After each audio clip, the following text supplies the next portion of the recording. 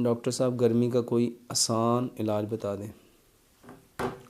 मेरे मोहतरम भाई और बहनों,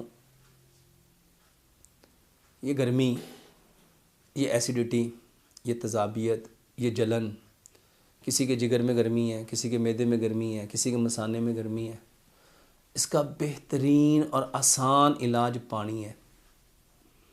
अल्कलाइन वाटर, आपका डिटॉक्स वाटर। ये जो मैं कलवंजी और मेथी दाने का पानी आप लोगों को बताता हूँ ना, मेरे मोहतरम भाई और बहनों, ये बेहतरीन इलाज है। इसके अलावा गन्ने का रस लो, मेरे मोहतरम भाई और बहनों, ये बेहतरीन इलाज है। इसके अलावा मेरे मोहतरम भाई और बहनों, नारियल का पानी, इसका बेहतरीन इलाज है।